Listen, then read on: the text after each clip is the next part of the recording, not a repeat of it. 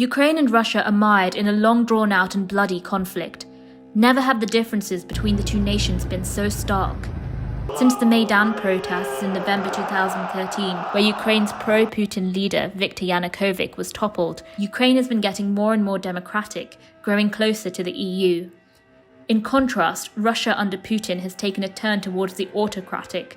Elections are rigged and any credible opposition leader is quickly silenced. Zelensky is a democratically elected president who participated in party politics, who was basically elected by the people, by the people of Ukraine.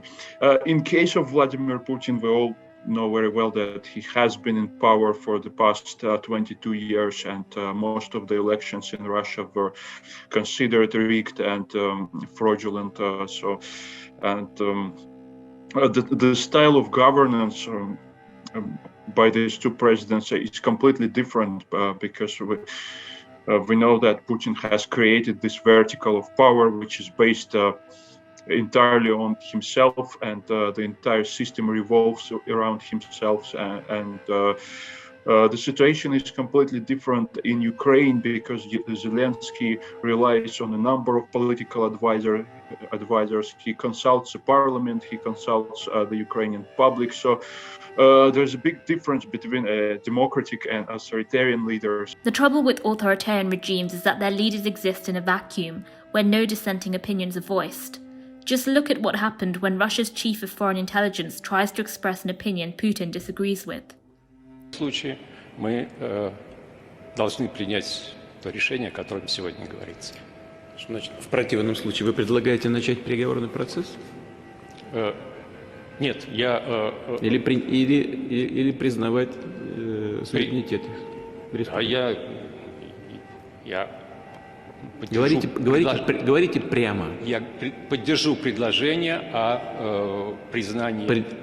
Поддержу или поддерживаю? Говорите прямо, Сергей. Поддерживаю предложение... Так и скажите, да или нет. Да. Поддерживаю предложение о вхождении Донецкой и Луганской народных республик в состав Российской Федерации. Да, мы об этом не говорим, мы этого не обсуждаем.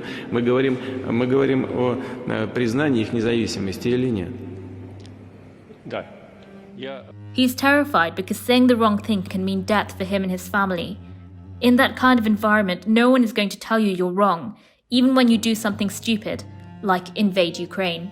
The decision to invade Ukraine was probably dictated by the lack of intelligence, the lack of information that he was receiving, or basically wrong intelligence that he was consistently receiving from his advisors, from his ministers, from his security officials in FSB and in the Security Council.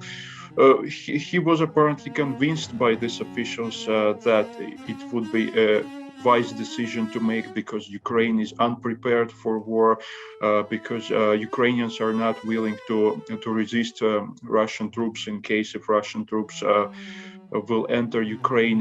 Much of this advising was probably based on an effort to please Vladimir Putin, to gain some political advantage within this vertical of power.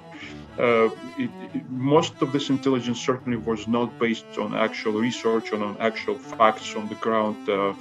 It was mostly picked up from various sources which the security officials consulted, and as we know, most of this intelligence was not correct. So at some point Vladimir Putin certainly realized that the decision was wrong, but he clearly had no way out except to continue this incredibly unsuccessful military operation which we're witnessing today. The systematic failures in Russia's government are nowhere more evident than on the battlefield, where the Kremlin's propaganda has suffered a headlong collision with reality. The goals and aims of this military campaign have been changing ever since February this year, and we've seen a number of statements released by President Putin himself and a number of his military and political officials, and Probably the current course of the conflict, which Russia seems to pursue at the moment, is to maintain control of those territories which they have annexed following those fake referendums, which basically includes Donetsk, Lugansk, Kherson, and Zaporizhia regions, which have been recently annexed. We know that Russia doesn't control these regions within the administrative borders or within the borders that have been annexed by Russia. So that seems to be immediate goal of Russian Federation, to take full control of these regions, which they have declared as parts of Russian Federation.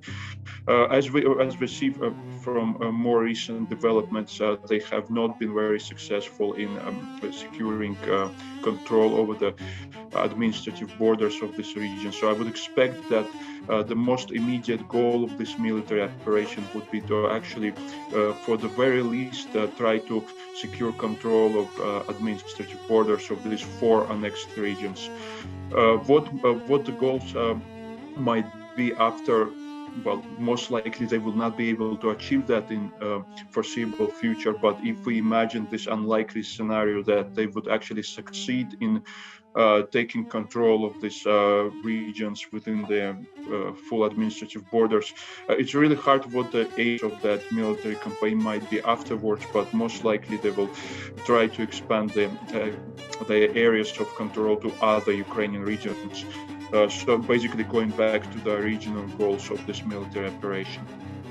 As the war drags on, Russia is forced to make increasingly poor choices as they scramble to replace manpower and equipment. Until very recently, Russia was relatively self-reliant because Russia had this enormous Soviet-era stockpiles of weapons and ammunition. Most of it is vintage and most of it actually is not particularly safe to use, but Russia still had to rely on these supplies for a certain period of time. But we can see now that Russian military industry is incapable to produce ammunition and weapons at the necessary pace. So they actually have to establish this rather embarrassing relations with countries like Iran, which supplies relatively low quality unmanned area vehicles, for example, and possibly also some ballistic missiles to Russia, which Russia should have had in the first place before the start of the war. So I would say Russia would probably even become more reliant on relations with these other potentially rogue states in terms of weapon supplies.